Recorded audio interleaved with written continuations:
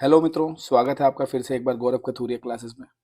बच्चों, आज की वीडियो में आपको रिलेशंस जो हमारा टॉपिक है फर्स्ट चैप्टर का कंप्लीटली रिवाइज कराऊंगा फ्रॉम जीरो टू हीरो।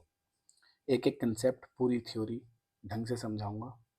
सारे वन मार्कर फॉर्मूले जो भी यूज़ होंगे, चाहे वो आपके सीबीएसई में हो या सीयूईटी में हो, चाहे जेई में हो, किसी भी एग्जाम्स में है, सब कवर होगा from zero to hero, scratch से बिल्कुल। ठीक है। स्टार्टिंग में आपको सेशन थोड़ा बोरिंग लग सकता है जिनको आता है, क्योंकि बिल्कुल बेसिक से कराऊंगा ना, कार्टेशियन प्रोडक्ट से। बट ये मेरा वादा है भाई, जो भी बच्चा पूरा सेशन देखेगा उसे कुछ ना कुछ सीखने को ज़रूर मिलेगा। गारंटी है इस बात की। नहीं मिले तो भाई फिर आपको पता ही है, आगे के सेशन आप थोड़ी पूरे पूरे देखोगे, फिर आप देखोगे अपने हिसाब से वही 2x पे जैसे मर्जी काट काट के, है ना। तो पूरी बातों को सुनना है, एक एक चीज़ को ढंग से समझना है। ठीक है ना। तो इस वीडियो में मैं आपको सारा का सारा कंसेप्ट समझा दूंगा। बट टॉपिक में आपको फुल मार्क्स लाने हैं पेपर में, तो उसके लिए प्रैक्टिस भी तो करनी पड़ेगी ना। सही है कि नहीं है। तो आपको क्या क्या करना है, सबसे अगर आप इस टॉपिक में फुल मार्क्स लाना चाहते हो, सबसे पहले तो इस वीडियो में जो भी पढ़ाया गया है उसके अच्छे से नोट्स बनाने हैं। ठीक है। पीडीएफ वगैरह मैं शेयर नहीं करता हूँ, क्योंकि मुझे ट्रेडिशनल अप्रोच पसंद है। बच्चा लिखेगा तो ही उसके दिमाग में चीज़ बैठेगी। तो आप इसको लिखो, एक स्लाइड को समझो, वीडियो पॉज करके उसको लिखो, तब जाके दिमाग में चीज़ बैठेगी, है ना। अच्छे से नोट्स बनाओ। ऐसा थोड़ी है लास्ट डे पे जाके दोबारा दोबारा सारी वीडियोस देखोगे, इतना टाइम नहीं होता भाई। लास्ट डे पे आप कॉपी से ही रिवाइज कर सकते हो, तो कॉपी में सब लिखा होना चाहिए। बट फिर भी कोई मेरे भाई बहन है जो देख ही लास्ट डे पे रहे हैं, वो कहाँ लिखेंगे? वो भाई स्क्रीनशॉट्स लेंगे। और क्या करेंगे? स्क्रीनशॉट्स लेंगे, ताकि पेपर वाले दिन सुबह सुबह फिर स्क्रॉल करेंगे, अपना पढ़ेंगे। ठीक है। मैं तो यही एडवाइस करूँगा कि लिखो हर चीज़ को। बाकी जिसके पास जितना टाइम हो करेगा तो अपनी मर्जी, है कि नहीं। तो पहला काम तो यही रहेगा कि इस वीडियो को अच्छे से समझो, नोट्स बनाओ। दूसरा काम क्या रहेगा, इसके इंपॉर्टेंट क्वेश्चन। ये चैप्टर ऐसा है जिसका 5 मार्क्स में भी क्वेश्चन आने की बहुत ज़्यादा हाई चांसेस रहते हैं। ठीक है। या 4 नंबर में केस स्टडी भी आ जाती है, 5 वाले भी काफ़ी हाई चांसेस हैं। तो मैंने डिस्क्रिप्शन में चैप्टर प्लेलिस्ट का लिंक दिया हुआ है, उसमें से वीडियो 5, 6, 7 जो है, इन 3 वीडियोज़ में 9 से 10 क्वेश्चन है, 5 मार्क्स वाले, हाईली इंपॉर्टेंट, जिन्हें आप कह सकते हो जो आने की पूरी पूरी उम्मीद है, कई बार सीबीएसई में आ रखे हैं। तो इन 3 वीडियो में जो क्वेश्चन है उन्हें तो रट लेना भाई, एज इट इज़। वही लैंग्वेज बिल्कुल सेम छापनी है आपको, समझ लेना थ्योरी है, बिल्कुल वैसे ही छाप के आना है पेपर में। कुछ भी अपने हिसाब से इधर या उधर नहीं करना। ठीक है। बिल्कुल रटा हुआ लिख के आना है आपको, समझा तो मैं दूंगा ही वीडियो में। तो ये 3 वीडियोस के क्वेश्चन आपको कर लेने हैं, डिस्क्रिप्शन में लिंक है। वैसे तो वीडियो 3 to 7 सारे ही क्वेश्चन करने हैं, बट इन तीनों में जो है वो 5 मार्कर्स हैं। अब कभी कभी 3 में भी दे देते हैं, इनका कोई भरोसा नहीं है। ठीक है ना। तो वैसे तो 3, 4 वाले भी करने हैं, पर वो छोटे छोटे क्वेश्चन है, ये वाले हाईली इंपॉर्टेंट है। अगर किसी पे कम टाइम हो तो ये ज़रूर कर लेना। ठीक है। उसके बाद एमसीक्यूज। एमसीक्यू प्रैक्टिस करने से आपके कंसेप्ट और रिफाइंड हो जाएंगे। एक प्रॉपर सिर्फ एक ऐसी प्लेलिस्ट बनाइए जिसमें रिलेशन और फंक्शन के एमसीक्यू हैं, बिल्कुल जीरो से हीरो, जिसमें शॉर्टकट्स भी कई सारे बताए जाएंगे क्वेश्चन को चेक करने के। तो वो सब वहाँ से आप एमसीक्यू प्रैक्टिस कर लो सारे। ठीक है। केस स्टडीज आती है पेपर में, केस स्टडी के लिए अलग से प्लेलिस्ट है, वो भी डिस्क्रिप्शन में लिंक है, वहाँ से फिर आप इस चैप्टर की केस स्टडी कर सकते हो। और अगर आपका फुल सिलेबस कंप्लीटेड है ऑलरेडी, लास्ट में ये चैप्टर कर रहे हो, सब कुछ हो चुका है, तो उसके बाद आप ये वाले प्रैक्टिस सेशंस भी कर सकते हो, 20 on 20 एमसीक्यू। इसमें हर सेशन में 20 एमसीक्यूज होते हैं, वही जैसे पेपर में आते हैं। 18 एमसीक्यू, 2 रीजन, आपकी बढ़िया प्रैक्टिस हो जाएगी। ठीक है। तो ये सब आपको करना है, आप इसको फॉलो करोगे तो रिलेशंस में तो आप जबरदस्त चैंप हो जाओगे एकदम। ठीक है। शुरू करते हैं आज का सेशन। तो मित्रों, सबसे पहला टॉपिक है हमारा रिलेशन में कार्टेशियन प्रोडक्ट। सब कुछ देखो मैंने पहले से लिख के रखा है, ताकि सेशन थोड़ा छोटा बने, है ना। आपको जल्दी करना है काम, तभी तो वन शॉट ढूंढ रहे हो। तो लिख के रखा है, समझाता जाऊंगा। कार्टेशियन प्रोडक्ट ऑफ सेट्स, कि 2 सेट्स का कार्टेशियन प्रोडक्ट क्या होता है। जैसे ये 2 सेट दिए हुए हैं, हमें ए क्रॉस बी निकालना है। ए क्रॉस बी क्या है? सेट ऑफ कोऑर्डिनेट्स है, सेट ऑफ कोऑर्डिनेट्स, जहाँ पे हम ए को एक्स एक्सिस समझ लेंगे, बी को वाई एक्सिस। तो 3 पॉसिबल एक्स कोऑर्डिनेट हैं, 3 पॉसिबल वाई कोऑर्डिनेट है, सॉरी 2, है ना। अब हमें ए क्रॉस बी निकालना है, तो वो सभी कोऑर्डिनेट लिखने हैं, एक्स और वाई के वो सारे पेयर लिखने हैं, जहाँ पे एक्स ए से बिलोंग कर रहा है, वाई बी से। कोऑर्डिनेट बनाने हैं बेसिक। तो एक बारी 1 का इन दोनों के साथ पेयर बनाएंगे, 1 कॉमा ए आ गया, एक बारी 1 कॉमा बी, फिर 2 का बनाएंगे ए और बी के साथ, 2A 2B, है ना।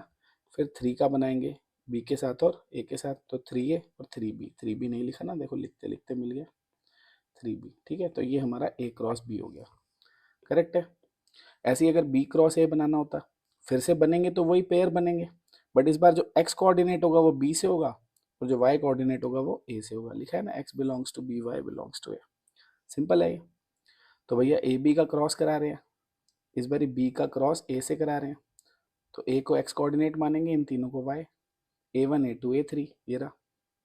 फिर b को x मान के इन तीनों को y, B1 B2 B3, b cross A आ गया। अब सेम सेट का सेम से भी क्रॉस निकालना पड़ सकता है, b का b से निकालना हो तो x कॉमा y बनेंगे, जो x कोऑर्डिनेट भी b से होगा और y कोऑर्डिनेट भी b से होगा, दोनों के दोनों b से होंगे, है ना। b का b से क्रॉस करना है, जैसे ये b है, इसका b से ही क्रॉस करना है, ab से ही, सही है। तो पहले एक बार a का ab से पेयर बनेगा, a b, देखो। फिर b का ab के साथ पेयर बनेगा तो b a b b बन गया ना। तो आपसे कोई पूछे number of elements in a cross b कितने होते हैं, तो वो होगा number of elements in a into number of elements in b। जैसे a में 3 एलिमेंट है, b में 2 एलिमेंट है, तो 3 इंटू 2 6। तो आपने देखा ना, a क्रॉस b में 6 एलिमेंट है, b क्रॉस a में भी 6 एलिमेंट है। और b क्रॉस b करे तो b में 2 एलिमेंट है, इस b में भी 2 है, तो 2 इंटू 2 4 हो गए, सिंपल है ना। ठीक है, आगे बढ़ते हैं। स्क्रीनशॉट ले लेना भाई जो लिख नहीं रहे, जो लिख रहे हैं वो तो बेस्ट है। अब आता है रिलेशन। रिलेशन क्या चीज़ होता है, अभी हमने देखो कार्टेशियन प्रोडक्ट समझा है, रिलेशन इसी का सबसेट होता है, सीधी भाषा में बताऊं। रिलेशन में इसी में से कुछ एलिमेंट्स होते हैं। यहाँ जो हम रिलेशन पढ़ रहे हैं, दो सेट्स के बीच में पढ़ रहे हैं। जैसे ये एक सेट है, ये एक सेट है, इन दोनों के बीच में रिलेशन बनाना है। मान लो ये 3 लोग हैं, ये 2 लोग हैं, हमें एक रिलेशन बनाना है, तो कुछ पेयर बनेंगे। क्या बनेंगे, कुछ पेयर बनेंगे। तो हर एक का हर एक के साथ बने जरूरी नहीं है ना, कुछ बन जाएंगे कुछ नहीं बनेंगे, कोई ना कोई कंडीशन होगा। देखो आप जनरल लाइफ में जब बात करते हो रिलेशन की, आपका और मेरा रिलेशन बना है टीचर स्टूडेंट का, वो क्यों बना है, क्योंकि आप मुझसे पढ़ रहे हो, एक कंडीशन सेटिस्फाई हो रही है। हर रिलेशन के लिए कोई ना कोई कंडीशन होती है, वो सेटिस्फाई कर जाती है तो वो पेयर उस रिलेशन को सेटिस्फाई करता है, ठीक है कि नहीं। देखो जब हम ए क्रॉस बी निकालते हैं तो हम सारे पॉसिबल पेयर निकाल देते हैं, सारे पॉसिबल पेयर लिख देते हैं, कोई कंडीशन नहीं देखते। बट जब रिलेशन बनाते हैं कोई ना कोई कंडीशन दी होती है हमें, उसे देखा जाता है, वो बात की बातें हैं, ठीक है। फिलहाल रिलेशन में लेकिन एलिमेंट इसी में से कोई ना कोई होंगे, क्योंकि पेयर ही होंगे, तो वो ए क्रॉस बी का सबसेट होगी, यही लिखा हुआ है। A relation between two sets is a subset of their Cartesian product. जैसे आर एक रिलेशन अगर ए टू बी है तो वो सबसेट होगा ए क्रॉस बी का। इक्वल भी हो सकता है ए क्रॉस बी के, क्या पता सारे ही पेयर सेटिस्फाई कर जाए, ठीक है। वो पढ़ा होगा आपने, एक टाइप होता है यूनिवर्सल रिलेशन, जब सारे पेयर सेटिस्फाई कर जाते हैं। अगर रिलेशन बी टू ए होगी तो वो बी क्रॉस ए का सबसेट होगी। जैसे भाई ए और बी दो सेट है, ये हमें कुछ रिलेशन दी हुई है, हमें बताना है कौन सी ए टू बी है कौन सी बी टू ए है। सिंपल है, जैसे ये दो कोऑर्डिनेट है, आपको बस ये देखना है, इनका एक्स कोऑर्डिनेट हमें दिख रहा है ए में है और इनका वाई कोऑर्डिनेट हमें दिख रहा है बी में है, तो ये ए क्रॉस बी का सबसेट हुई।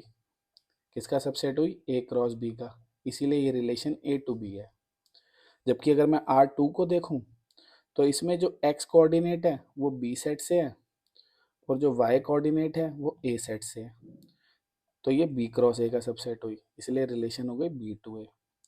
इधर कहानी उल्टी है, इधर जो एक्स कोऑर्डिनेट है वो ए से है और इधर वाला एक्स कोऑर्डिनेट बी से है, तो ना ये ए टू बी है ना ये बी टू है, ये कुछ भी नहीं है भाई, ये कोई रिलेशन नहीं है ए टू बी या बी टू है, ठीक है ना। बात समझ आ गई, आगे बढ़ते हैं। अब आता है कभी total number of relation find करना हो दो सेट्स के बीच में। मान लो एक ए सेट है जिसमें पी एलिमेंट है, एक बी सेट है जिसमें नंबर ऑफ एलिमेंट्स कितने हैं, क्यू। तो number of elements in A cross B कितने होंगे, पी इंटू क्यू, आपको पीछे बताया था, है ना, दोनों को मल्टीप्लाई कर दिया। अब टोटल नंबर ऑफ रिलेशन निकालनी है, उसका सिंपल सा फॉर्मूला है। देखो व्हाट इज अ रिलेशन, आपको अभी मैंने पीछे पढ़ाया, what is a relation. A relation is nothing but a subset. Relation एक सबसेट है किसका, कार्टेशियन प्रोडक्ट का। और किसी भी सेट के कितने सबसेट होते हैं, 2 की पावर है, आपने 11th में पढ़ा होगा। किसी भी सेट के कितने सबसेट होते हैं, 2 की पावर n। हम यहाँ पे किसके सबसेट की बात कर रहे हैं, कार्टेशियन प्रोडक्ट के। तो n की जगह क्या आएगा, number of elements in Cartesian product, है ना। तो भैया यहाँ पे जो टोटल नंबर ऑफ रिलेशन है वो किसके इक्वल होगी, total number of subsets of A cross B. A cross B के जितने सबसेट बनेंगे उतनी ही रिलेशन होगी, क्योंकि रिलेशन ए क्रॉस बी का एक सबसेट होती है। अब तो हमें करना क्या है, वही तो फॉर्मूला लगाना है, 2 की पावर n। बस n की जगह क्या लिखना है, number of elements in A cross B. सही है। और ए क्रॉस बी में यहाँ पे कितने एलिमेंट है, पी क्यू, खत्म। तो कभी भी दो सेट के बीच में नंबर ऑफ रिलेशन निकालनी है, सिंपल सा फॉर्मूला है 2 raise to the power p q, where p is number of elements in A, q is number of elements in B. आप चाहो तो अपनी अंडरस्टैंडिंग के लिए इसको ऐसे भी लिख सकते हो, number of elements in A into number of elements in B. सही है। और कभी कभी क्वेश्चन ध्यान से पढ़ना है, एमसीक्यू में बड़ी गड़बड़ हो जाती है। अगर नॉन एम्प्टी रिलेशन पूछी है तो एक माइनस कर देना। भैया जब टोटल सबसेट निकलते हैं तो इसमें एक ऐसा सबसेट भी तो होता है जो 5 होता है, तो वो तो एम्प्टी रिलेशन हो गई ना, उसको हटा देंगे, एक माइनस कर देंगे। तो अगर टोटल रिलेशन पूछी है तो ये फॉर्मूला है, नॉन एम्प्टी रिलेशन पूछी है तो एक माइनस कर देना। ठीक है।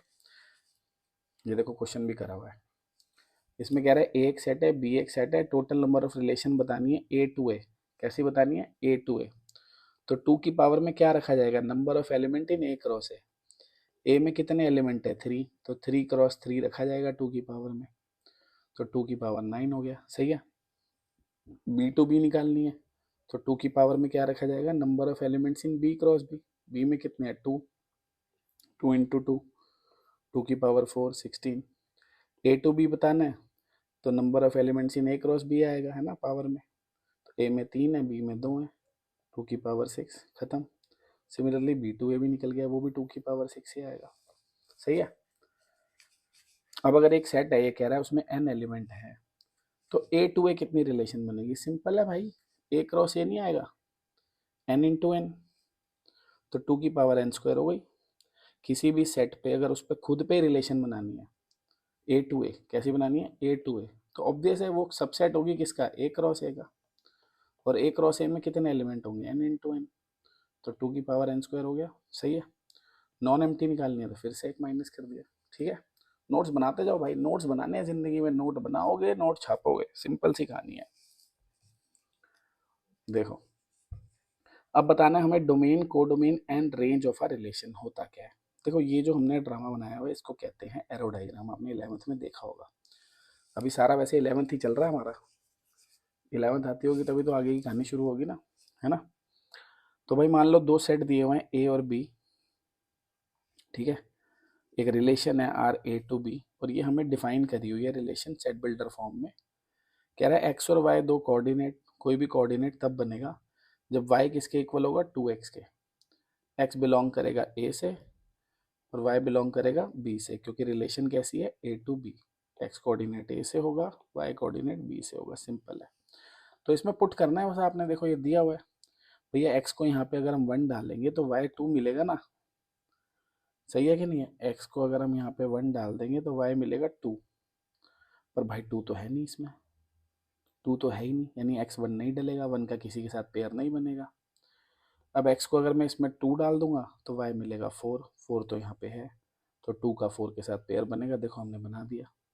सही है। अब मैं x को अगर यहाँ पे 3 डालूंगा तो y मिलेगा 6, 6 भी यहाँ पे है, तो 3 का 6 के साथ पेयर बनेगा, देखो बना दिया। सही है। तो 1 का किसी के साथ पेयर बना ही नहीं, क्योंकि 1 डाल के इसमें 2 आ रहा है, 2 तो यहाँ है ही नहीं, किससे पेयर बनाए। सही है। तो इसको कहते हैं एरो डायग्राम। एरो डायग्राम में करते क्या है, दो अंडे बना देने आपने ऐसे, पहला सेट दूसरा सेट, जिसका जिससे पेयर बन रहा है उनको कनेक्ट कर दो थ्रू दीज एरोस। ठीक है, सिंपल। अब बात आती है, जैसे ये 2 4 से कनेक्ट हुआ है तो आपको पता होना चाहिए 4 जो है वो 2 की इमेज है, ऐसे पढ़ते हैं इसको, तो ये टर्म्स आपको पता होनी चाहिए। 4 क्या है, 2 की इमेज, 2 क्या है, 4 की प्री इमेज। जो एलिमेंट हमें बी से मिला है उसको बोलते हैं इमेज। 4 इमेज है किसकी, 2 की, अंडर आर। सही है। 4 is an image of 2 under R. इस रिलेशन में, ये देखो रिलेशन को रोस्टर फॉर्म में लिखा है, जो दो पेयर सेटिस्फाई कर रहे थे 2 4 3 6, उनको रोस्टर फॉर्म में लिख दिया। ये सेट बिल्डर में लिखा हुआ है, डेफिनेशन है। ये एलिमेंट्स लिखे हुए हैं, रोस्टर फॉर्म में है। तो जो एक्स कोऑर्डिनेट से जो वाई कोऑर्डिनेट हमें मिलता है, उस वाई कोऑर्डिनेट को इमेज भी कहा जाता है, और जो एक्स कोऑर्डिनेट होता है उसे प्री इमेज कहा जाता है। ठीक है, 2 की इमेज है 4, 4 की प्री इमेज है 2। ठीक है, कहानी समझ में आ गई भाई। अब डोमेन और रेंज पूछे हो इसमें, तो डोमेन क्या होता है रिलेशन का, जो हमारा फर्स्ट सेट है उसके जो एलिमेंट पेयर बना रहे हैं यानी 2 और 3, उसे कहा जाएगा डोमेन।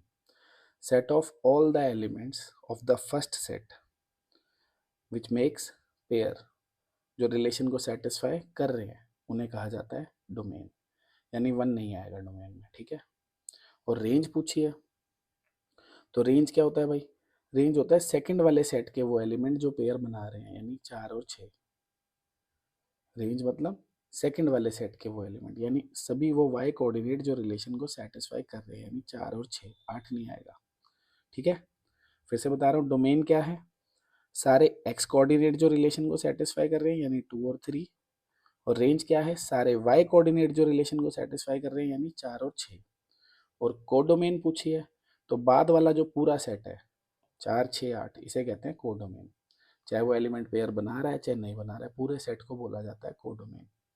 यही सब यहाँ लिखा हुआ है, देखो डोमेन क्या है 2, 3, अभी बताया था डोमेन है 2 और 3, 2 और 3 बना रहे हैं ना बस पेयर। रेंज क्या है 4 और 6, 4 और 6 सही है ना, सेकंड वाले सेट के एलिमेंट। कोडोमेन क्या है, सेकंड वाला पूरा सेट यानी बी। ये कहानी आपको मैंने सारी अभी बताई है। ठीक है, अब आता है बच्चों मेन टॉपिक, जो 12th यहाँ से स्टार्ट की जाती है। अगर आपकी 11th पूरी स्मूथ एकदम बढ़िया है, यहाँ से हमारी 12th स्टार्ट होती है। टाइप्स ऑफ रिलेशन, सबसे पहला टाइप आता है एम्प्टी रिलेशन या वॉइड रिलेशन। तो एक ऐसा रिलेशन जिसमें कोई भी एलिमेंट सेट ए का बी से पेयर ना बनाए, कोई ऐसी कंडीशन डाल दी जो सेटिस्फाई नहीं कर रही, ठीक है ना, फाइव के इक्वल बन जाएगा।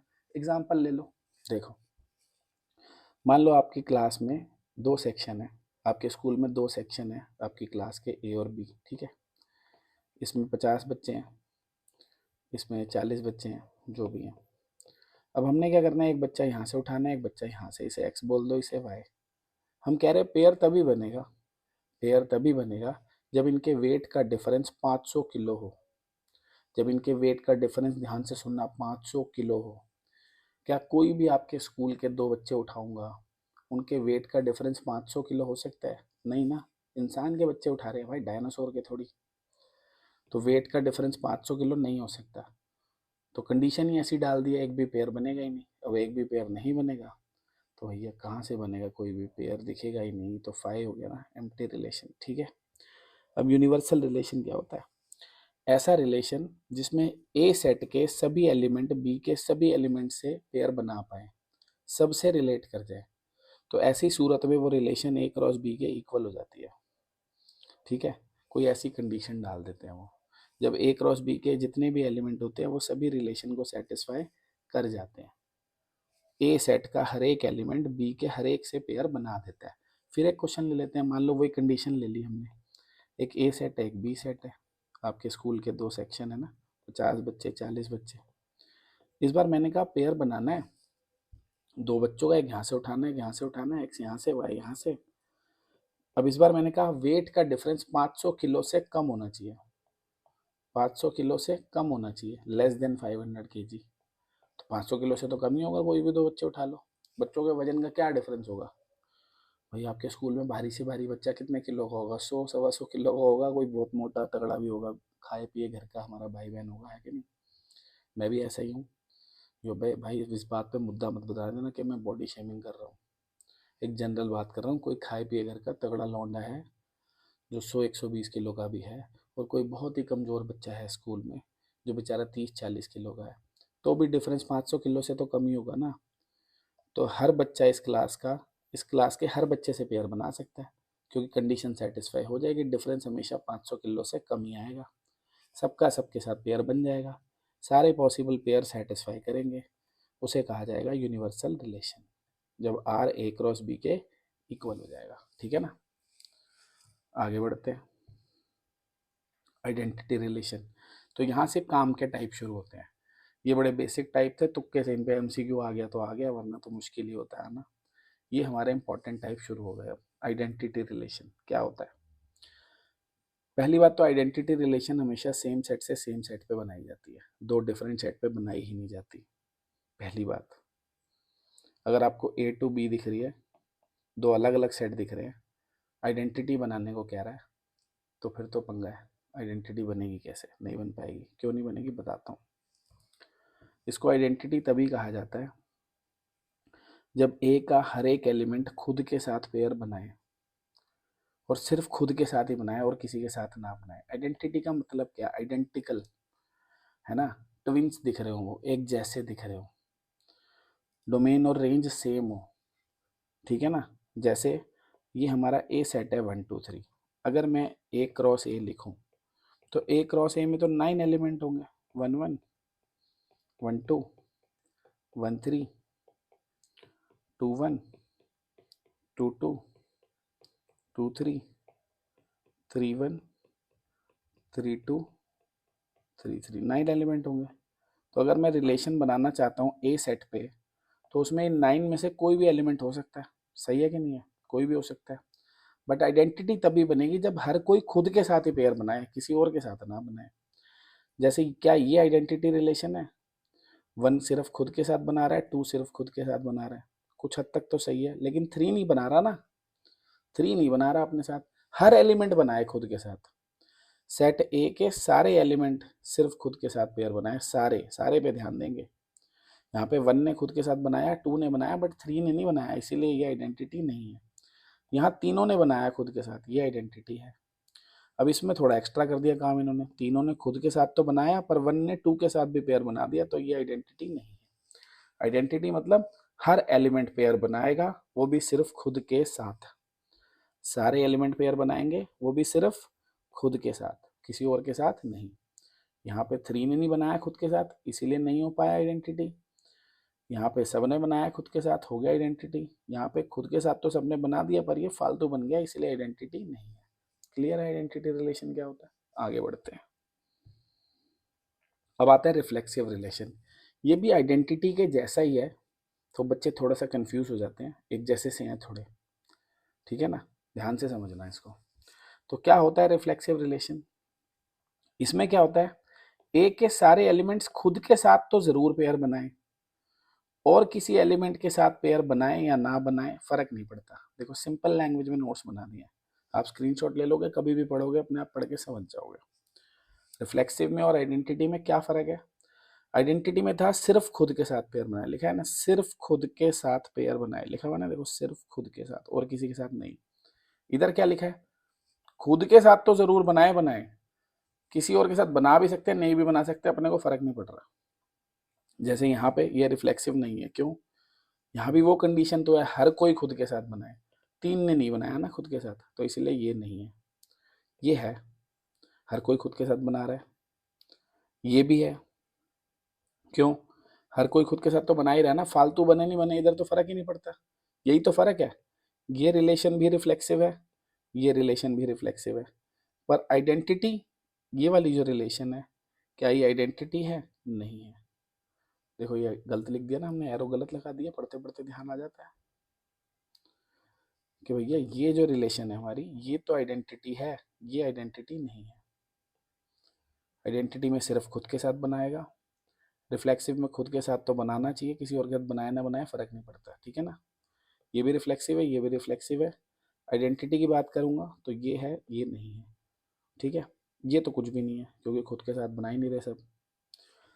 तो इससे हमें क्या पता चला? क्या हर रिफ्लेक्सिव आइडेंटिटी होगी? नहीं होगी, क्योंकि ये रिफ्लेक्सिव है लेकिन ये आइडेंटिटी नहीं है, क्योंकि 1 2 है इसमें। ये रिफ्लेक्सिव भी है, आइडेंटिटी भी है। तो हर आइडेंटिटी रिलेशन रिफ्लेक्सिव होती है, पर हर रिफ्लेक्सिव रिलेशन आइडेंटिटी नहीं होती। ठीक है मित्रों, रीजन मिल गया ना, रिफ्लेक्सिव है पर आइडेंटिटी नहीं है। ये आइडेंटिटी भी है, रिफ्लेक्सिव भी है। तो स्मॉलेस्ट रिफ्लेक्सिव रिलेशन अगर कोई कल को पूछे, स्मॉलेस्ट रिफ्लेक्सिव रिलेशन तो ये है ना, जो कि आइडेंटिटी होती है।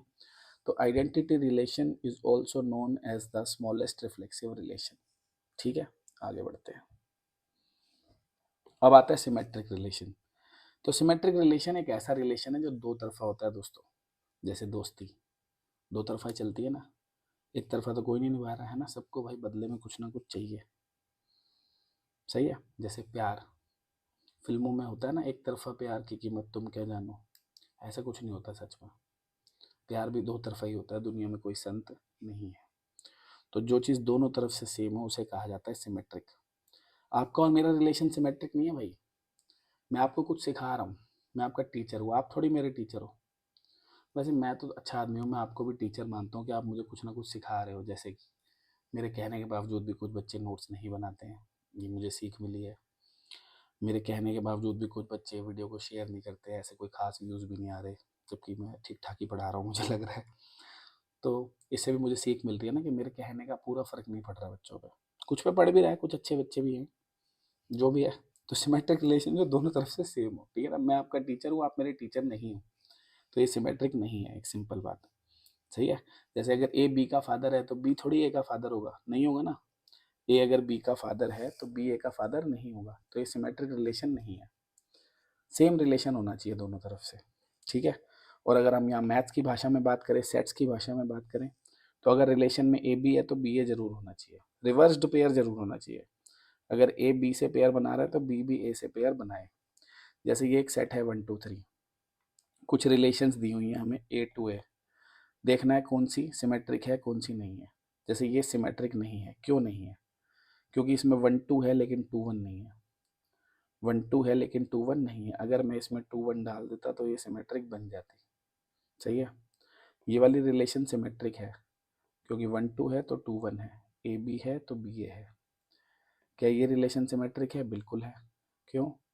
1 2 है 2 1 है, इस ए बी का बी ए है। इस ए बी का बी ए तो ये खुद ही है, इसका रिवर्स पेयर तो ये खुद ही है ना। सही बात है कि नहीं? क्या दिमाग लगाना है इसमें। ये भी सिमेट्रिक नहीं है, क्यों? इस वाले ए बी का तो बी ए है, इस ए बी का बी ए कहाँ है? हर ए बी का बी ए होना चाहिए ना, हर किसी का रिवर्स्ड पेयर होना चाहिए। 1 3 का 3 1 भी होना चाहिए था, यहाँ डाल दिया हमने, ठीक है। इस ए बी का ये रहा बी ए, इस ए बी का बी ए ये रहा, हर का रिवर्स्ड पेयर है, सिमेट्रिक है। ये तो है ही सिमेट्रिक, क्योंकि ये खुद का ही रिवर्स्ड पेयर है, आपको बता दिया। तो ये भी सिमेट्रिक होगा। सही है। तो आइडेंटिटी रिलेशन आज हमें पता चला सिमेट्रिक भी होता है। सुनते जाना ध्यान से, आइडेंटिटी रिलेशन रिफ्लेक्सिव भी होता है, आइडेंटिटी रिलेशन सिमेट्रिक भी होता है, ठीक है ना। ये तो मैंने हिंदी में लिख दिया बात, कल को आप नोट्स बनाओगे तो मेरी बातें तो होंगी नहीं ना वहाँ, वॉइस नोट भी नहीं होगा, मेरी सुरीली आवाज़ भी नहीं होगी। हर ए बी का बी ए होना चाहिए। एक भी ए बी मिल गया जिसका बी ए नहीं है तो सिमेट्रिक नहीं है, जैसे यहाँ हमें मिला था। इस ए बी का बी ए मिल गया था, पर ये वाला ऐसा ए बी मिला जिसका बी ए नहीं है, इसलिए सिमेट्रिक नहीं है। आगे बढ़ते हैं। ट्रांजिटिव रिलेशन, ये कैसी रिलेशन है? अगर ए बी और बी सी है रिलेशन में तो ए सी भी होना चाहिए। अगर पे ध्यान देंगे एफ, अगर ए बी और बी सी हैं तो ए सी होना चाहिए। मतलब अगर ए का बी से जो रिलेशन है, बी का सी से वही रिलेशन है, तो ए का भी सी से वही रिलेशन होना चाहिए। जैसे ए अगर बी का दोस्त है, बी अगर सी का दोस्त है, तो ए सी का दोस्त होना चाहिए। क्या ऐसा ज़रूरी है? नहीं है। तो ट्रांजिटिव रिलेशन नहीं है, है ना। समझ गए। ए अगर बी से प्यार करता है, बी अगर सी से प्यार करता है, तो ए बी सी से प्यार करे, बेतुकी बात है, नहीं है ट्रांजिटिव रिलेशन। ए बी का फादर है, बी सी का फादर है, तो ए सी का फादर होगा? कोई नहीं होगा भाई, ग्रैंड फादर होगा। सेम रिलेशन थोड़ी है, ट्रांजिटिव नहीं है। समझ रहे हो ना बात। ए बी से बड़ा है मान लो एज में, बी सी से बड़ा है एज में, तो ए बी सी से बड़ा ही होगा, कॉमन सेंस। उस केस में ट्रांजिटिव हो जाएगा, यही कहानी है बस, ठीक है ना। तो हर जितने भी ए बी बी सी होंगे उनके लिए ए सी होना चाहिए। देखो यही लिखा है, सभी ए बी बी सी के लिए ए सी होना चाहिए। अगर एक भी ए बी बी सी मिल गया जिसका ए सी नहीं है तो रिलेशन ट्रांजिटिव नहीं होगा। सही है। दूसरा वाला पॉइंट अभी समझाता हूँ बाद में, पहले पहला पॉइंट समझो। जैसे रिलेशन में 1 2 और 2 3 है, ये ए बी हो गया, ये बी सी हो गया, तो ए सी होना चाहिए था ना 1 3, नहीं है, इसलिए ट्रांजिटिव नहीं है। लिखा हुआ रीज़न, क्योंकि 1 3 नहीं है। अब 1 2 है 2 3 है, मैंने 1 3 डाल दिया। ए बी है बी सी है, ए सी डाल दिया, बन गया ट्रांजिटिव। सही है। यहाँ देखो, ए बी बी सी, इसका ए सी ये रहा। सही है ना। 1 2 2 3, इसका ए सी कौन होगा? 1 3 है। पर ये वाले ए बी बी सी का ए सी कहाँ है? नहीं है ना। ये भी तो देखो एक set of A B B C है, ए से आया बी, बी से आया सी, ए से कहाँ आया सी? नहीं आया ना, 4 6 नहीं है इसमें। 4 6 नहीं है, इसलिए ये ट्रांजिटिव नहीं है। बोला ना एक भी ए बी बी सी मिल गया जिसका ए सी नहीं है तो ट्रांजिटिव नहीं है। अब ये है बड़ा प्यारा एग्जाम्पल, ये दोनों ही ट्रांजिटिव हैं। देखो ए सी ढूंढना कब है, जब ए बी और बी सी दोनों हो। भैया आपने इसको क्यों मना करा था कि ट्रांजिटिव नहीं है? आपको एक ए बी बी सी मिला था जिसका ए सी नहीं था। 4 5 4 6 थे, ये 4 5 5 6 थे ना, इसका 4 6 नहीं था, इसीलिए आपने बोला था। इसको ना बोलने की क्या वजह है? कोई भी ए बी बी सी दिख रहा है जिसका ए सी नहीं है? नहीं दिख रहा ना। कोई भी ए बी और बी सी का सेट ही नहीं दिख रहा तो मैं ए सी क्यों ढूंढूंगा? तो क्योंकि इसको ना कहने की कोई वजह नहीं है तो इसकी हाँ है जी। जब ना नहीं होती तो हाँ ही होती है, ठीक है ना। क्योंकि इसको मैं ना नहीं कह सकता, मुझे कोई रीज़न नहीं है ना कहने का, तो हाँ हो गई, इसीलिए डिफ़ॉल्ट केस है जी, ये ट्रांजिटिव होगा। अगर किसी रिलेशन में ए बी है और बी सी नहीं है तो ए सी नहीं चाहिए भैया, ए सी मत ढूंढना, इट इज़ ऑलरेडी ट्रांजिटिव। क्योंकि इसको ना कहने की कोई वजह नहीं है, सिंपल है ना। समझ गए ना इसको ना क्यों कहा था? क्योंकि ए बी बी सी था लेकिन ए सी नहीं था। इसको कैसे कहूँ ना, कौन सा ए बी बी सी है जिसका ए सी नहीं है? क्योंकि इसको ना नहीं कह पा रहा, डिफ़ॉल्ट केस है जी हाँ है। तो ये भी ट्रांजिटिव है, ये भी ट्रांजिटिव है। तो इससे पता चल गया ये ट्रांजिटिव होगी, क्योंकि इसमें कोई ए बी बी सी है ही नहीं, मैं ए सी क्यों ढूंढूं? तो ये ट्रांजिटिव है। और ये तो आइडेंटिटी भी है, तो भैया आइडेंटिटी तो ट्रांजिटिव भी है। तो आइडेंटिटी तो भाई बड़े काम की चीज़ है। आइडेंटिटी रिफ्लेक्सिव भी है, आइडेंटिटी सिमेट्रिक भी है, आइडेंटिटी ट्रांजिटिव भी है। वाह भाई वाह।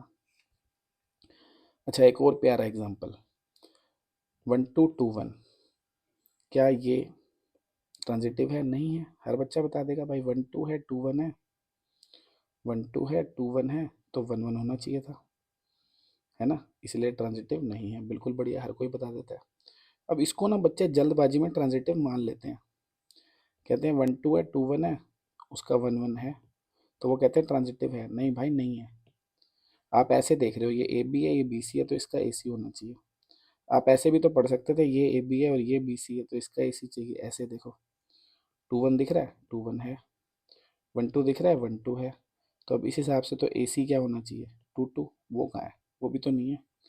तो ये ट्रांजिटिव नहीं है। बहुत प्यारा एग्जाम्पल है, ज़्यादातर बच्चे गलत कर देते हैं।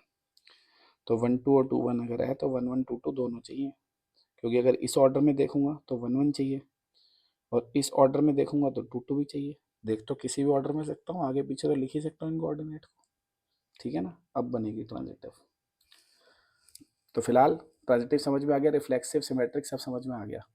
ये बात लेकिन एक और बढ़िया समझ में आ गई कि आइडेंटिटी सब है, रिफ्लेक्सिव भी है। आइडेंटिटी आइडेंटिटी तो है ही, वो रिफ्लेक्सिव भी है, वो सिमेट्रिक भी है, वो ट्रांजिटिव भी है। बढ़िया जी। तो फिर आती है हमारे पास इक्विवेलेंस रिलेशन, एक ऐसी रिलेशन जो रिफ्लेक्सिव सिमेट्रिक ट्रांजिटिव तीनों हो। और एक तो हमें पता ही है, अभी तो पढ़ के आए हम, आइडेंटिटी जो तीनों होती है कि नहीं। तो आइडेंटिटी तो हमेशा क्या होगी?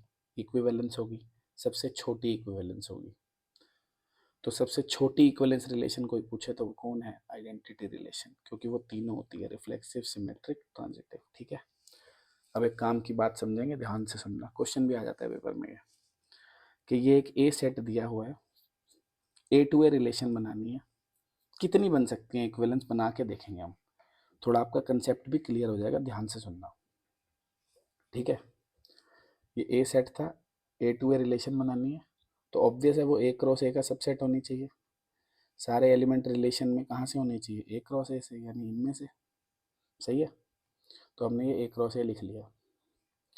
अब सबसे छोटी तो अभी बताया आइडेंटिटी होती है, क्योंकि इनमें से एक भी एलिमेंट कम कर दूंगा, कोई भी कम कर दूंगा, रिफ्लेक्सिव ही नहीं बनेगी।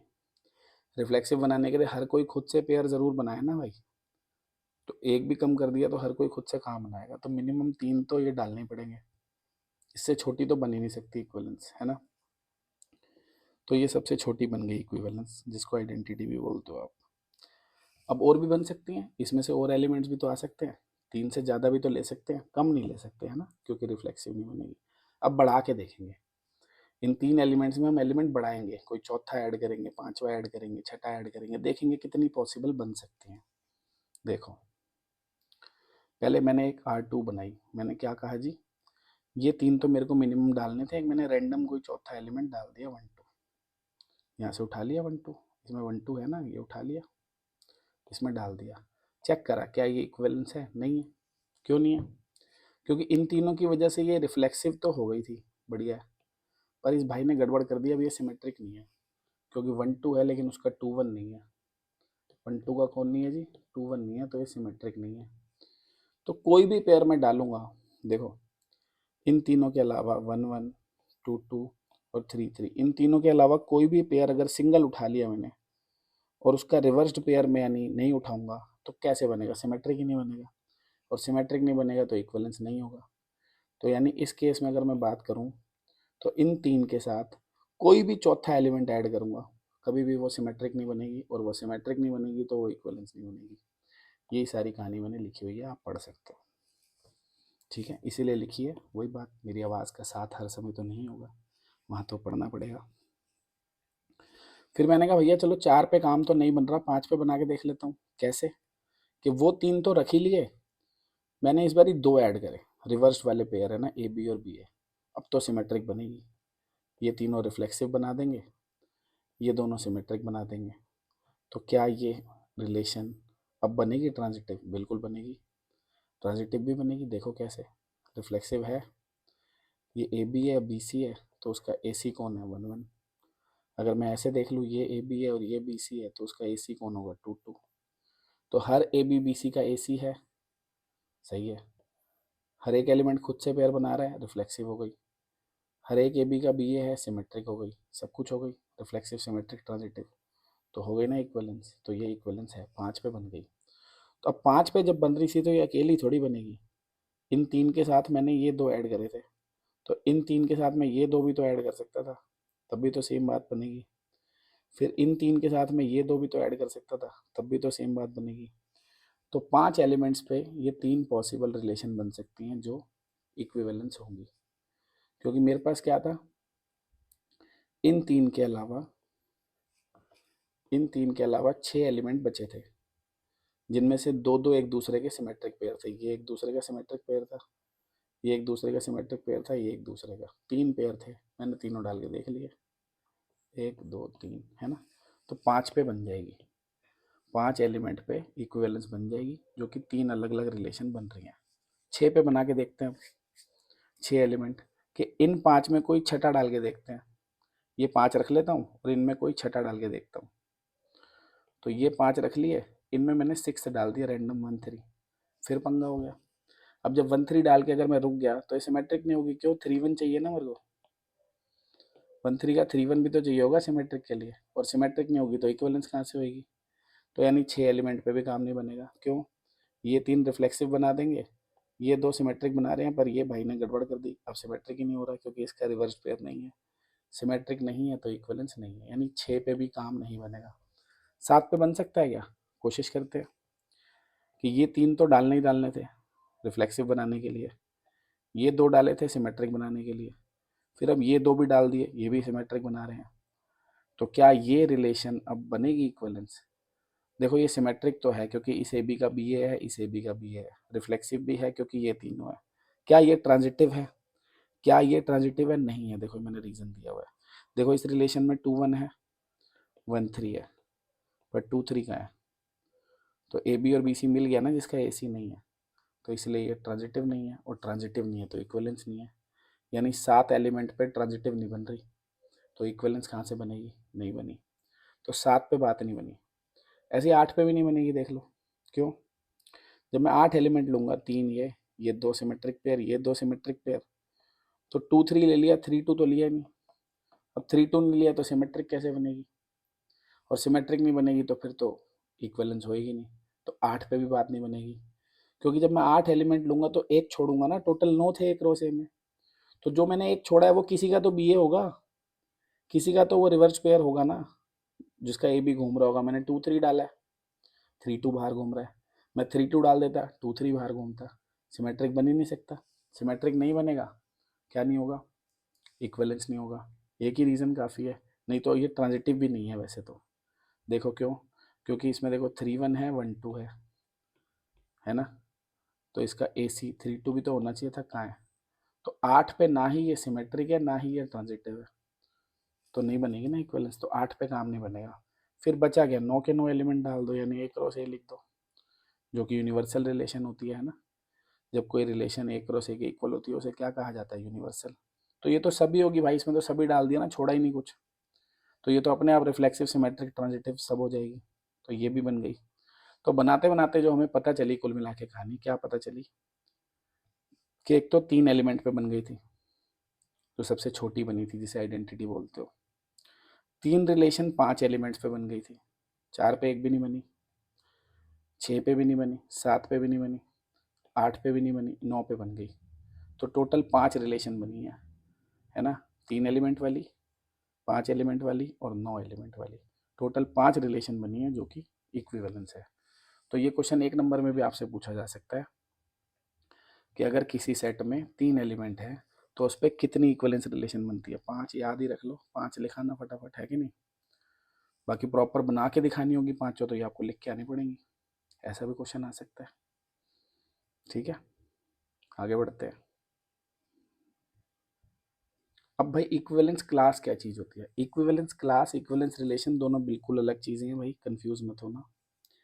इक्विवेलेंस क्लास होता क्या है। इक्विवेलेंस क्लास एक सेट होता है उन सभी एलिमेंट्स का जो एक गिवन एलिमेंट से रिलेट कर रहे हो अंडर अ गिवन रिलेशन।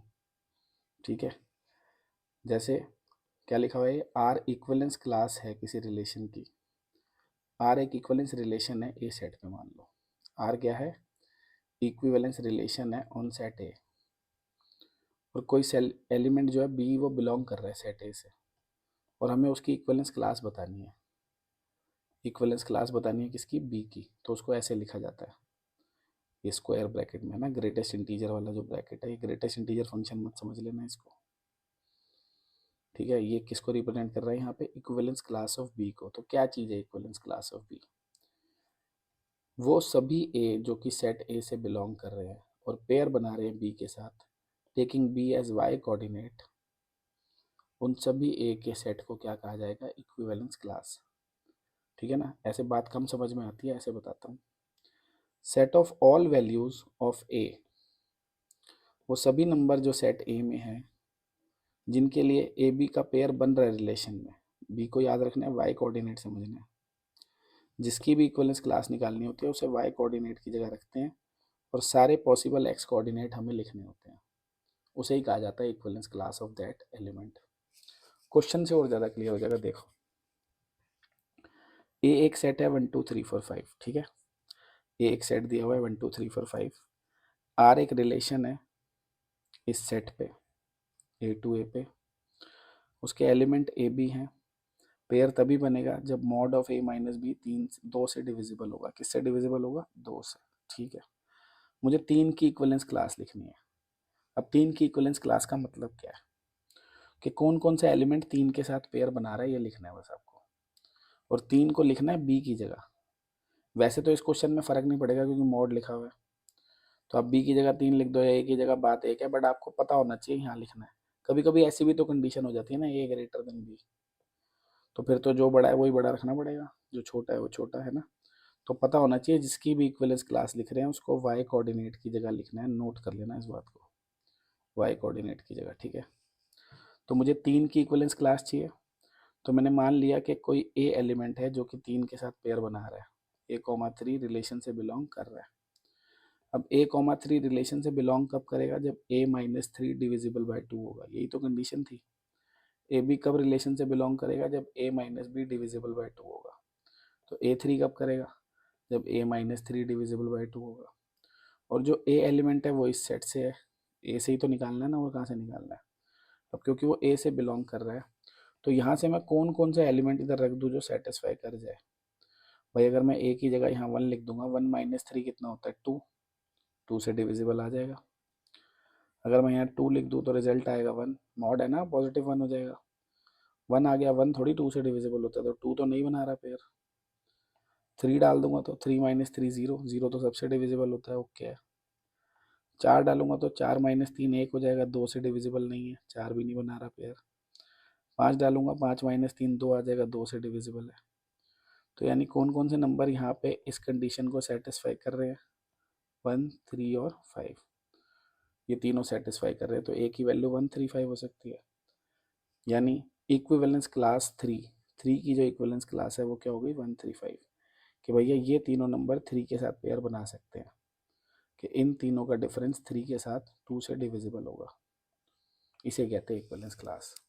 ठीक है, 3 की इक्विवेलेंस क्लास मतलब वो सभी नंबर जो इसके साथ पेयर बना सकते हैं। बस इसको याद रखना, वाई कोऑर्डिनेट रखना होता है। ठीक है, जैसे एक और एग्जांपल ले लिया देखो यहाँ पे, और इसमें आपको इस एग्जांपल को स्किप मत करना, क्योंकि आगे एक थ्योरी समझानी है, वो इसी एग्जांपल पे बेस्ड है। डोंट स्किप लिख रहा हूँ, मेरे भाई तेज तेज निकल जाते हैं ना। देखो, कह रहा है एक ए सेट है, 1 से लेकर 10 तक लिखे हुए नेचुरल नंबर। आर एक रिलेशन बनानी है ए टू ए। आर को वही पेयर सेटिस्फाई करेगा जब दोनों का जो डिफरेंस है, उसका जो मॉड है वो 4 से डिविजिबल हो। ठीक है, कह रहा है right all distinct equivalence classes. कितनी डिस्टिंक्ट इक्विवेलेंस क्लासेस बनेंगी ये लिखनी है। ठीक है, 1 की लिखते हैं पहले, इसमें 10 एलिमेंट है ना, सबसे पहले 1 है, 1 की लिखते हैं। तो 1 के साथ कौन कौन पेयर बनाएगा इसमें से, मतलब कौन कौन सा ऐसा नंबर है जो 1 के साथ यहाँ पे रखूँ तो डिफरेंस 4 से डिविजिबल हो जाए। वही है ना, मैंने मान लिया कि ए कोई नंबर है जो 1 के साथ पेयर बनाएगा। ठीक है ना, जिसकी भी इक्विवेलेंस क्लास निकालनी है उसे वाई की जगह लिखना है। और मैंने मान लिया कोई ए है जो कि 1 के साथ पेयर बना रहा है रिलेशन में। ठीक है, और पेयर तब बनेगा जब ए माइनस बी 4 से डिविजिबल हो। तो ये पेयर कब बनेगा, जब ए माइनस 1 4 से डिविजिबल हो। अब ए बिलोंग करेगा तो इस सेट से ही, और कहाँ से लाएंगे, है कि नहीं। तो ए को मैं क्या क्या रखूं जो ये कंडीशन सेटिस्फाई हो जाए। ए के साथ कौन कौन सा नंबर यहाँ पे रख सकते हैं भाई, यहाँ पे जिसका डिफरेंस 4 से डिविजिबल हो जाए। ऑब्वियस है 159, क्योंकि 1 और 1 का डिफरेंस होता है 0, 4 से डिविजिबल है। 5 और 1 का डिफरेंस हो जाएगा 4, 4 से डिविजिबल है। 9 और 1 का डिफरेंस हो जाएगा 8, वो भी 4 से डिविजिबल है। और कोई नंबर अगर मैं 1 के साथ रख दूँ यहाँ पे, तो डिफरेंस जो है वो 4 से डिविजिबल नहीं होगा। ठीक है, तो 1 के साथ कौन कौन से एलिमेंट पेयर बनाएंगे, 159। तो जो एलिमेंट 1 के साथ पेयर बनाएंगे उसे ही कहा जाता है 1 की इक्विवेलेंस क्लास। ऐसे फिर मैंने सोचा 4 की इक्विवेलेंस क्लास लिखता हूँ। अब मजे की बात ये हुई, जब मैंने 4 की इक्विवेलेंस क्लास लिखी वो भी यही आई, क्योंकि 4 और 1 का डिफरेंस कितना है, 4 की नहीं लिखनी थी, ये 5 की लिखनी थी। देखो जल्दबाजी में गड़बड़ हो गई है ना। 5 की इक्विवेलेंस क्लास भी यही आई, देखो, क्योंकि 5 और 1 का डिफरेंस 4 है, 4 से डिविजिबल है। 5 और 5 का डिफरेंस 0 है, 4 से डिविजिबल है। 5 और 9 का डिफरेंस 4 है, 4 से डिविजिबल है। फिर जब मैंने 9 की इक्विवेलेंस क्लास लिखी वो भी यही आई, क्यों, 9 और 1 का डिफरेंस 8 है, 4 से डिविजिबल है। 9 और 5 का डिफरेंस 4 है, 4 से डिविजिबल है। 9 और 9 का डिफरेंस 0 है, 4 से डिविजिबल है। तो 1 की इक्विवेलेंस क्लास भी यही आई, 5 की भी यही आई, 9 की भी यही आई। क्या पता चला इससे, इससे ये पता चला जब किसी एलिमेंट की इक्विवेलेंस क्लास लिखते हो, उसमें जितने भी एलिमेंट होते हैं उन सभी की इक्विवेलेंस क्लास यही होती है। जैसे 1 की इक्विवेलेंस क्लास में 3 एलिमेंट है, तो ये जो तीनों एलिमेंट है इन तीनों में से किसी की भी इक्विवेलेंस क्लास पूछी हो, चाहे 1 की पूछी हो, चाहे 5 की पूछी हो, चाहे 9 की, वो यही होगी। सही है, जैसे अगर आपसे 2 की इक्विवेलेंस क्लास पूछी होती तो वो आ रही है 2 6 10। कैसे आ रही है समझ गए ना। 2 के साथ देखेंगे ना किस किस का डिफरेंस 4 से डिविजिबल है। 2 2 का डिफरेंस 0, 2 6 का 4, 2 8 का, 2 10 का 8 हो गया, सारे डिफरेंस 4 से डिविजिबल है। तो 2 के साथ ये तीनों पेयर बनाएंगे, तो 6 के साथ भी यही तीनों बनाएंगे, 10 के साथ भी यही तीनों बनाएंगे। क्योंकि 2 की इक्विवेलेंस क्लास में 2 6 10 है, तो 6 की इक्विवेलेंस क्लास में भी 2 6 10 होंगे, और 10 की इक्विवेलेंस क्लास में भी 2 6 10 होंगे। जैसे 3 की इक्विवेलेंस क्लास में ये 2 एलिमेंट हैं, तो 7 की इक्विवेलेंस क्लास भी यही होगी। 4 और 8 की इक्विवेलेंस क्लास ये होगी। तो कितनी डिस्टिंक्ट इक्विवेलेंस क्लासेस मिली मुझे यहाँ पे, 4, 1 2 3 4, 1 2 3 4।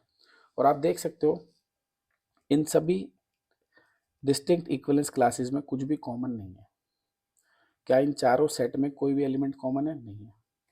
तो इनका इंटरसेक्शन क्या है, 5। A1 intersection A2 intersection A3 intersection A4, इनमें कुछ भी कॉमन नहीं है, तो इनका इंटरसेक्शन है 5।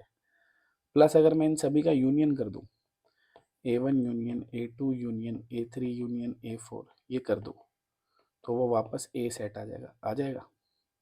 तो आज मुझे एक बात पता चली कि जब हम एक इक्विवेलेंस रिलेशन बनाते हैं किसी सेट पे, तो वो रिलेशन उस सेट के कुछ टुकड़े करती है, कुछ डिसजॉइंट टुकड़े करती है। कैसे डिसजॉइंट? डिसजॉइंट मतलब जिनमें कुछ कॉमन नहीं होता। उस सेट के कुछ टुकड़े करती है जो कि डिसजॉइंट होते हैं, जिनमें कुछ कॉमन नहीं होता, और ऐसे टुकड़े होते हैं कि उनका यूनियन किया जाए तो वापस वही सेट आ जाता है। तो उन टुकड़ों को कहा जाता है इक्विवेलेंस क्लासेस। क्या कहा जाता है? Equivalence classes. तो हर रिलेशन हर सेट के कुछ डिसजॉइंट टुकड़े करती है, कुछ पार्टीशन करती है, जिन्हें हम इक्विवेलेंस क्लासेस कहते हैं। उनमें कुछ भी कॉमन नहीं होता और उनका यूनियन ए के इक्वल आता है। ये कहानी सारी यहाँ लिखती है। 4 डिस्टिंक्ट इक्विवेलेंस क्लासेस थी, कुछ भी कॉमन नहीं था, यूनियन ए के इक्वल था। तो हर relation R on set A partition the set A टुकड़े करती है into N disjoint set known as equivalence classes. हर रिलेशन ए सेट के एन टुकड़े कर देती है, कितने भी कर सकती है। उन टुकड़ों को कहा जाता है इक्विवेलेंस क्लासेस। उनका यूनियन हमेशा ए के इक्वल होता है और उनमें कुछ भी कॉमन नहीं होता, 5 होता है उनका इंटरसेक्शन। सही है? बड़े काम की बातें बेटा, एमसीयू में काम आएंगी बहुत। आगे बढ़ते हैं। तो अब आते हैं भाई, ये नंबर ऑफ रिलेशंस पे कई तरीके के फॉर्मूले हैं, बहुत सारे तरीके के, जो एमसीक्यू में बच्चों का दिमाग खराब कर देते हैं। और केस स्टडी में भी एक नंबर में आ जाता है कभी कभी। केस स्टडी होती क्या है यार? 3-4 क्वेश्चन पूछ लेते हैं रिलेशन में, ठीक है ना? तो उसमें एक आधा number of relation, number of function के क्वेश्चन भी होते हैं। अब हर टाइप के रिलेशन पे क्वेश्चन पूछ सकते हैं, तो बहुत सारे बताने वाला हूँ फॉर्मूले। ध्यान से समझ भी लेना, जिनको नहीं समझने भाई वो रट लेना, जैसे आपका दिल करे, जैसे आपको अच्छा लगे, ठीक है? तो ये वाले तो वैसे हमने पहले भी डिस्कस कर लिए हैं, फिर भी मैंने दोबारा लिख दिया क्योंकि एंड में सारे एक साथ लिख रहा था कि टोटल नंबर ऑफ रिलेशन ए से बी पे निकालनी हो तो वो तो सिंपल फॉर्मूला है ना, ये भी पीछे बताया तो था मैंने। नंबर ऑफ सबसेट का ही तो फॉर्मूला है ये, 2 की power n number of subset. और क्योंकि रिलेशन ए क्रॉस बी का सबसेट होती है, इसीलिए पावर में number of elements in A cross B आता है ना।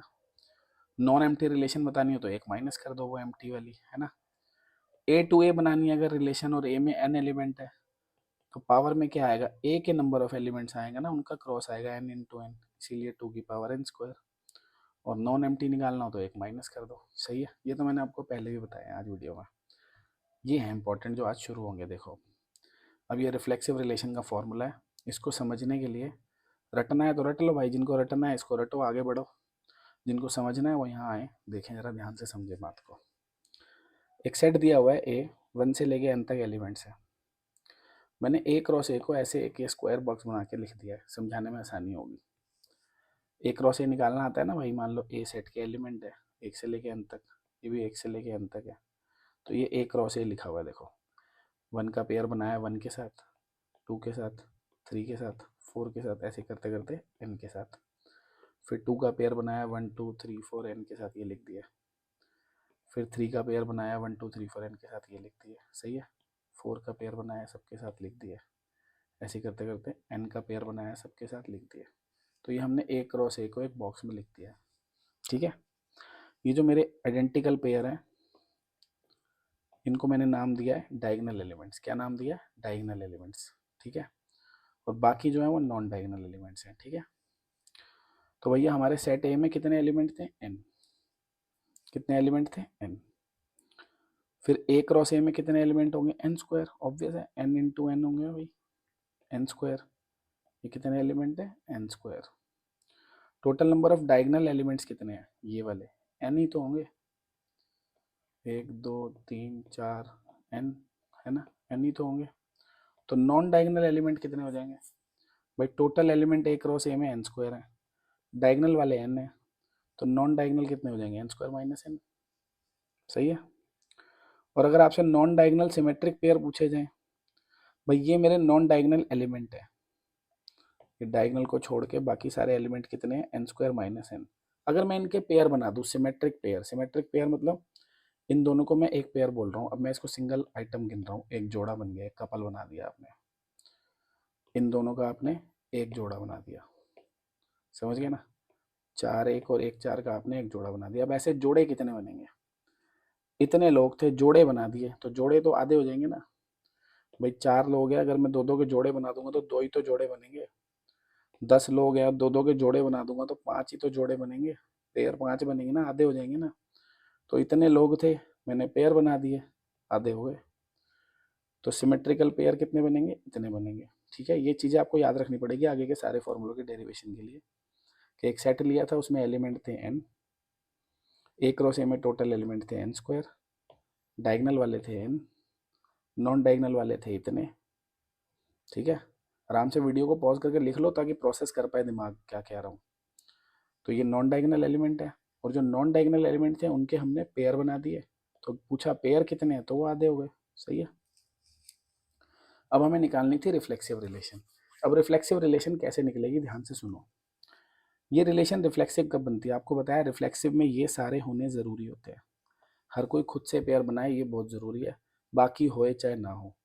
यानी रिफ्लेक्सिव बनाने के लिए डायगनल एलिमेंट्स का होना ज़रूरी है, बाकी जो नॉन डायगनल है वो हो नहीं हो फर्क नहीं पड़ता। ठीक है कि नहीं है? सही है। तो रिफ्लेक्सिव रिलेशन बनानी है, सबसे पहले मेरे को डायगनल एलिमेंट सिलेक्ट करने पड़ेंगे, फिर नॉन डायगनल एलिमेंट।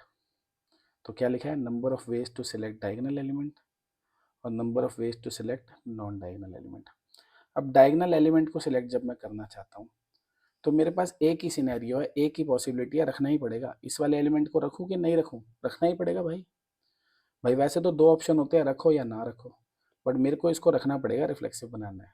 इसको भी रखना पड़ेगा, इसको भी रखना पड़ेगा, इसको भी रखना पड़ेगा, इसको भी। हर डायगनल एलिमेंट के लिए मेरे पास सिंगल ऑप्शन है, 1 ऑप्शन रखो।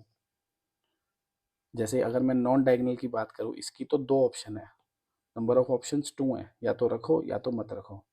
क्योंकि इसको रखूंगा तो भी रिफ्लेक्सिव बन जाएगा, नहीं रखूंगा तो भी रिफ्लेक्सिव बन जाएगा। तो इसके लिए मेरे पास 2 ऑप्शन है, बट डायगनल एलिमेंट के लिए एक ही ऑप्शन है कि उसको रखना है।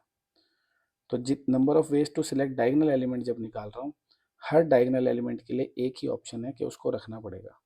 ये डायगनल एलिमेंट्स के लिए लिखा है 1 × 1। कितनी बार? n टाइम्स, क्योंकि n थे डायगनल एलिमेंट। और ये नॉन डायगनल के लिए लिखा है, क्योंकि नॉन डायगनल हर एलिमेंट के लिए 2 ऑप्शन है। हर एलिमेंट के लिए कितने ऑप्शन है? 2 ऑप्शन। उसको रख भी सकते हो, नहीं भी रख सकते। तो number of ways to select is 2 2 2, इधर सिलेक्टेड और रिजेक्टेड। कितनी बार 2 लिखा है? जितने नॉन डायगनल एलिमेंट थे। कितने थे? n² - n। तो 1 को तो कितनी बार भी कर लो 1 ही आएगा। इसको हमने इतनी बार करा, ये आ गया, दोनों मल्टीप्लाई होकर ये आ गया। चाहो तो इसमें से n कॉमन ले लो। ये बन गया रिफ्लेक्सिव रिलेशन का फॉर्मूला। आ गया ना समझ में? पक्का? नहीं आया तो फिर बता दूं क्या? भाई जितने पॉसिबिलिटीज़, जितने पॉसिबल वेज में इनको रखा जा सकता है रिफ्लेक्सिव बनाने के लिए, वही तो बनेगी ना रिफ्लेक्सिव रिलेशन। तो मैंने सोचा पहले इन एलिमेंट की बात करता हूँ, इनको रखना ज़रूरी है। तो for these elements I have only 1 option के भाई हर एक को रखो। इस वाले के लिए एक ही ऑप्शन है, रखो। इस वाले के लिए एक ही ऑप्शन है, रखो। इसके लिए एक ही ऑप्शन है, रखो। इन सब के लिए एक ही ऑप्शन है, रखो। कितनी बार एक आएगा? जितने ये एलिमेंट है n टाइम्स, तो वो एक ही हो जाएगा। बट इस एलिमेंट के लिए 2 ऑप्शन है, इसको रख भी सकता हूँ, नहीं भी रख सकता हूँ। इसको रखूंगा तो भी रिफ्लेक्सिव बनेगी, नहीं रखूंगा तो भी बन जाएगी, क्योंकि ये तो है ना, ये बनाएंगे ना रिफ्लेक्सिव। इसका कोई काम थोड़ी है, रखो चाहे मत रखो। तो इसी के लिए 2 आए थे, है ना। चलो रिफ्लेक्सिव हो गया। अब मेरे भाई इररिफ्लेक्सिव क्या होता है? कुछ बच्चे सोचते हैं जो रिफ्लेक्सिव नहीं है वो इररिफ्लेक्सिव हो जाएगा। ऐसा नहीं होता है। वैसे इसके आने के चांसेस कम है, बट किसी सनकी ने पेपर बना दिया CBSE में, नहीं तो CUET में, आप परेशान हो जाओगे। सही है ना? क्योंकि ये भी वैसे देखो, ये फॉर्मूला भी NCERT में नहीं है, बट पेपर में तो आया हुआ है। CBSE के सैम्पल पेपर में भी आया था एक बार। तो भाई कोई कुछ भी डाल देता है तो समझ ही लेते हैं, है ना। कम है, प्रायोरिटी कम है, आपके पास टाइम कम है, तो बेशक आप छोड़ सकते हो, बट टाइम है तो कर लो। इररिफ्लेक्सिव रिलेशन होती क्या है पहले ये समझ लो। इररिफ्लेक्सिव जो होती है वो नॉट रिफ्लेक्सिव नहीं होती, पहली बात तो ये सुन लो। कई बच्चे सोचते हैं जो रिफ्लेक्सिव नहीं है वो इररिफ्लेक्सिव है, ऐसा नहीं है। देखो, जब आप रिफ्लेक्सिव बनाते हो ये सारे डालने होते हैं। आपने एक भी छोड़ दिया, मान लो आपने ये नहीं डाला, ये सारे डाल दिए, वो रिफ्लेक्सिव नहीं होगी। वो रिफ्लेक्सिव, पर वो इररिफ्लेक्सिव भी नहीं होगी। इररिफ्लेक्सिव क्या होती है सुन लो। इररिफ्लेक्सिव में कोई भी एलिमेंट खुद से पेयर नहीं बनाना चाहिए, कोई भी एलिमेंट खुद से पेयर नहीं बनाना चाहिए, यानी ये सारे ही नहीं होने चाहिए। रिफ्लेक्सिव में क्या होता है? सारे होते हैं। एक भी नहीं डाला, इन सबको डाल दिया, तब भी वो रिफ्लेक्सिव नहीं है, पर वो इररिफ्लेक्सिव भी नहीं है। इररिफ्लेक्सिव तब होगी जब ये सारे ही नहीं होंगे, इनको लेना ही नहीं है, ये होता है इररिफ्लेक्सिव। बाकियों को लो ना लो तुम्हारी मर्जी है, ठीक है ना, उसे कहते हैं इररिफ्लेक्सिव। तो नंबर ऑफ इररिफ्लेक्सिव रिलेशन पूछा हो तो सिंपल है भाई, इनको तो लेना ही नहीं है ना, छोड़ दो, काटा मार दो इनको।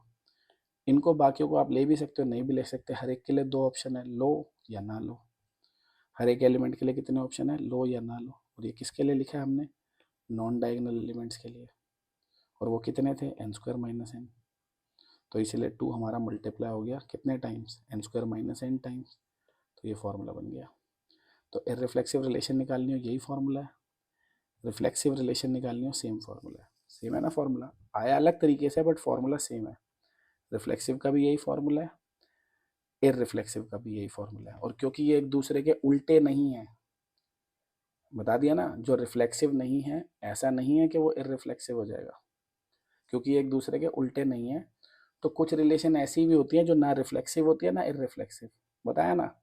मान लो मैंने इस एक को छोड़ दिया, बाकी सारे डाल दिए, तो अब ये रिफ्लेक्सिव तो नहीं है, पर ये इररिफ्लेक्सिव भी नहीं है, क्योंकि रिफ्लेक्सिव में तो इनमें से कोई भी नहीं आना चाहिए था। तो ऐसी रिलेशन भी होती हैं जो ना रिफ्लेक्सिव होती है ना इररिफ्लेक्सिव होती हैं। तो वो निकालनी है तो सिंपल है कहानी। ऐसी रिलेशन निकालनी है जो रिफ्लेक्सिव भी ना हो इररिफ्लेक्सिव भी ना हो। तो सारी रिलेशन निकाल लो जो भी पॉसिबल बन सकती है किसी सेट पे, उसमें से रिफ्लेक्सिव वाली और इररिफ्लेक्सिव वाली माइनस कर दो, सिंपल बात है। तो टोटल नंबर ऑफ रिलेशन का फॉर्मूला पीछे पढ़ाया था ये भी, इररिफ्लेक्सिव का भी रिफ्लेक्सिव का सेम था, दोनों माइनस कर दी, दोनों सेम है ना, तो ट्वाइस कर दिया, ठीक है। सॉरी, थोड़ा पानी पी लेते हैं भाई।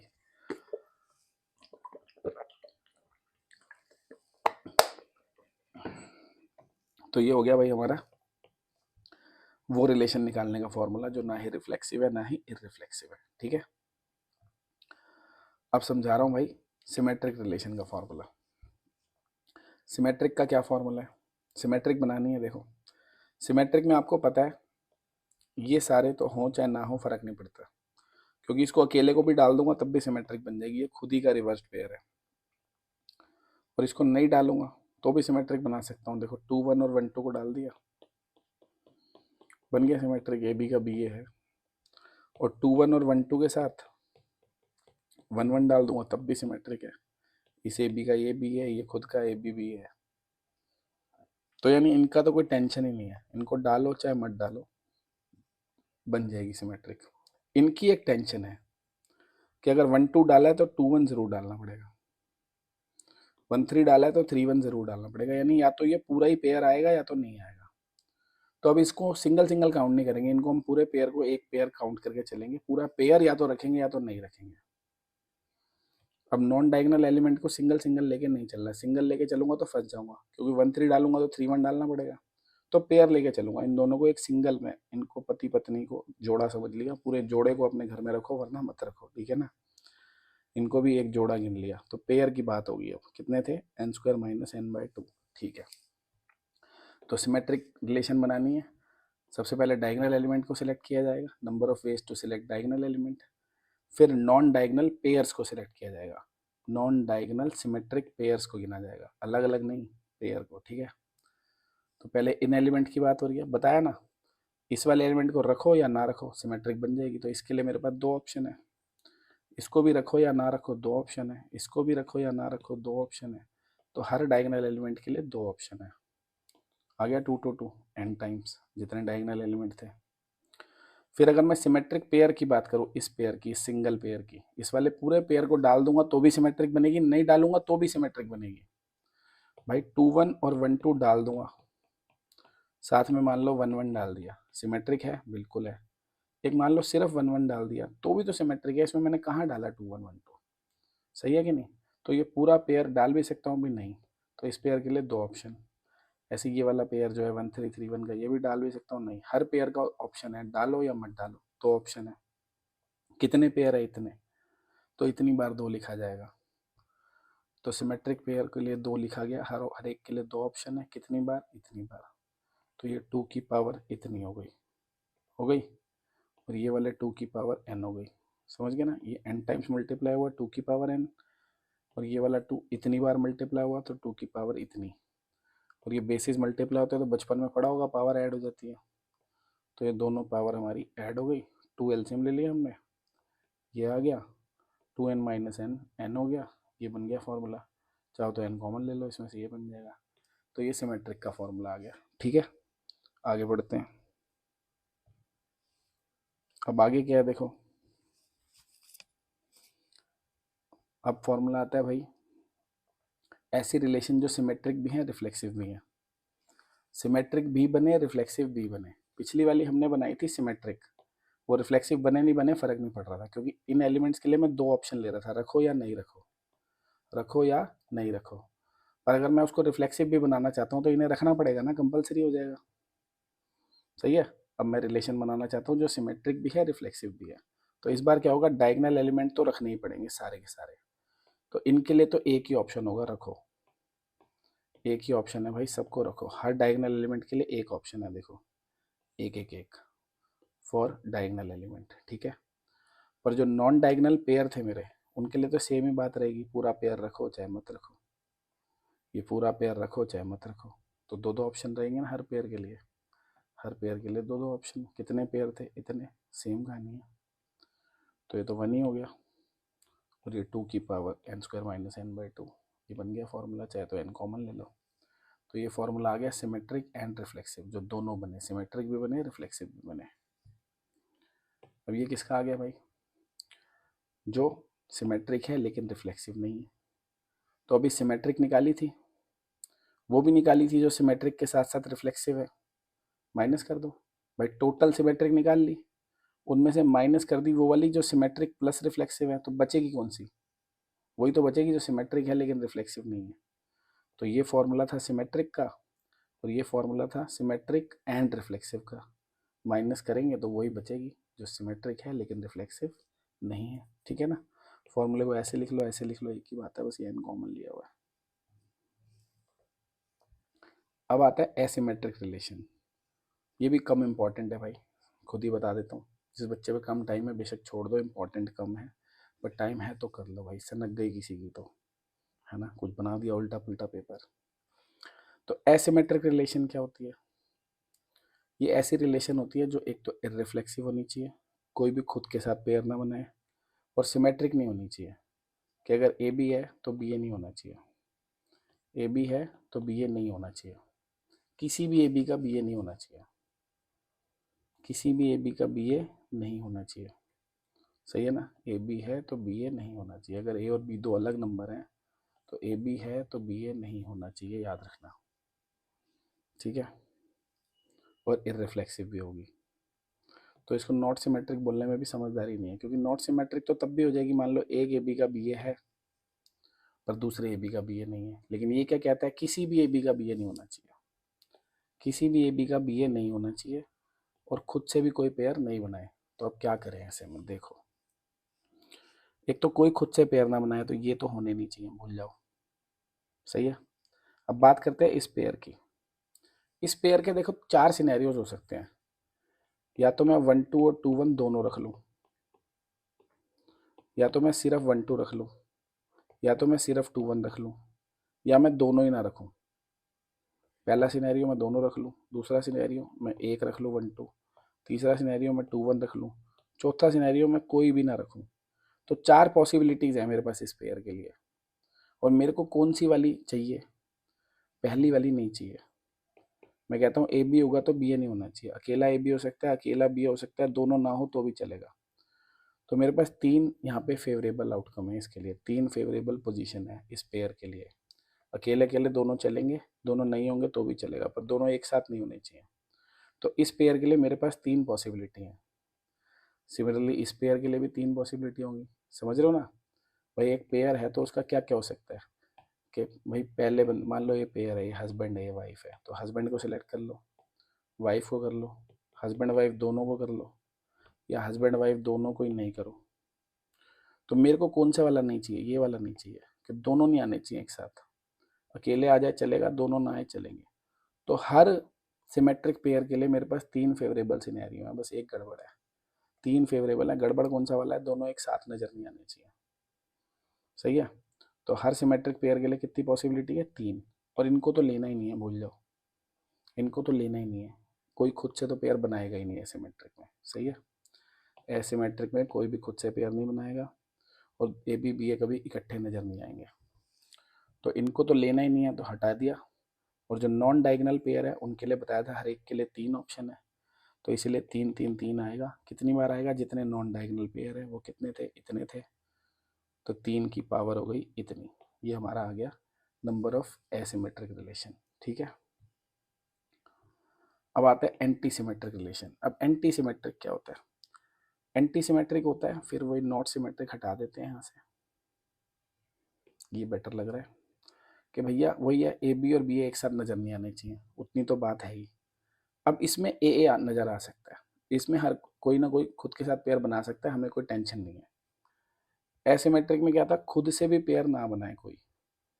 इसमें क्या फर्क है एंटी सिमेट्रिक में? एंटी सिमेट्रिक में है जी, कोई एलिमेंट खुद से पेयर बनाए ना बनाए हमें फर्क नहीं पड़ रहा, बना भी सकता है नहीं भी बना सकता, पर दोनों दो सिमेट्रिक पेयर जो है वो एक साथ नजर नहीं आने चाहिए कभी भी, ठीक है। तो इस बार ये जो डायगोनल एलिमेंट है ये नजर आ भी सकते हैं नहीं भी आ सकते, तो इनमें हर एक के लिए कितने ऑप्शन लूंगा मैं? 2 2 2, कि भैया नजर आ भी सकते हैं नहीं भी नजर आ सकते हैं। तो हर एक के लिए 2 2 ले लिया डायगोनल के लिए n टाइम्स। और जो नॉन डायगोनल पेयर थे उनके लिए तो फिर वही तीनों होंगे ना, बताया ना, पेयर है भाई हस्बैंड वाइफ का। 3 क्यों ले रहा हूँ ना, कि क्या ऑप्शन है? दोनों नजर आए, दोनों नजर ना आए, अकेला हस्बैंड नजर आए, अकेली वाइफ नजर आए, मुझे 3 चीज़ें चलेंगी ये वाली, चौथी वाली चीज़ नहीं चलेगी कि दोनों एक साथ नजर आए। तो 3 ऑप्शन है हर पेयर के लिए। हर पेयर के लिए कितने ऑप्शन है? 3। कितने पेयर थे? इतने पेयर थे, सही है। समझ गए ना भाई बात? तो क्या पता चला? 2 आया n टाइम्स फॉर डायगोनल, 3 आया इतने times for non diagonal symmetric pair. तो ये बन गया formula number of anti symmetric relation का। अब आती है एंटी सिमेट्रिक रिफ्लेक्सिव रिलेशन, जो एंटी सिमेट्रिक भी हो और रिफ्लेक्सिव भी हो। तो सिंपल है, इस बार रिफ्लेक्सिव बनानी है तो इनको लेना तो मैंडेटरी हो गया सबको, इनको लेना मैंडेटरी हो गया, तो इन सब के लिए 1 ऑप्शन होगा, बाकी तो वही रहेगा भैया, बाकी तो वही रहेगा, इनके लिए 3 3 ऑप्शन रहेंगे, है ना। तो इस बार डायगोनल एलिमेंट के लिए 1 ऑप्शन हो गया n टाइम्स, नॉन डायगोनल के लिए वही 3 3 ऑप्शन थे, ये फॉर्मूला बन गया, ठीक है। अब आती है ट्रांजिटिव रिलेशन। भाई ट्रांजिटिव रिलेशन के लिए कोई फॉर्मूला बना ही नहीं आज तक, तो मेरे बस का तो है नहीं बनाना, मेरे बस का तो है नहीं बनाना भाई, ठीक है।